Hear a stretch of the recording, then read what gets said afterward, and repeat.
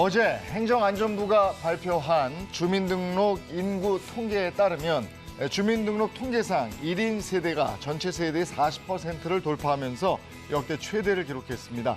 이는 한국인 10명 중에서 4명은 혼자 세대를 이루고 있다는 뜻입니다. 이처럼 1인 세대가 크게 늘어난 데에는 가속화하고 있는 저출산 고령화에 따른 인구 절벽과 젊은 층의 연애, 출산, 결혼 포기, 이른바 삼포 현상과 무관치 않다는 분석이 나오고 있는데요. 그런 가운데 사망자 수가 출생자 수를 웃돌면서 1, 2분기에 이어서 3분기에도 인구는 자연 감소한 것으로 확인이 됐습니다. 소비자 물가가 6개월 연속 2%대 상승률을 기록했습니다. 통계청에서 발표한 자료에 따르면요. 9월 소비자 물가 지수는 108.83으로 1년 전보다 2.5% 올랐고요. 3분기 상승률은 2.6%로 9년 만에 최고치를 기록했습니다. 품목별로는 경유, 휘발유, 전셋값이 올랐는데요. 농축수산물은 1년 전보다 3.7% 올랐지만 무와 배춧값 하락 영향으로 오름폭이 둔화됐습니다.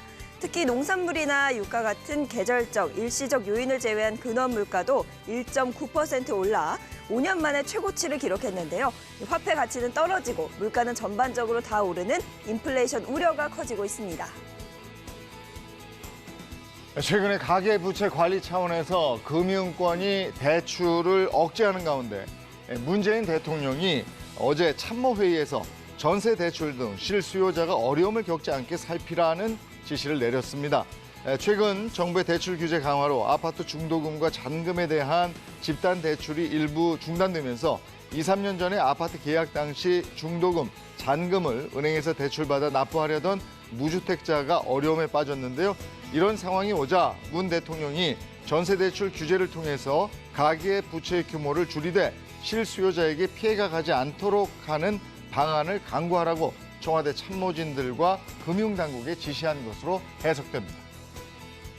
스타벅스 직원들이 어제부터 트럭 시위 등 집단 행동에 나섰습니다.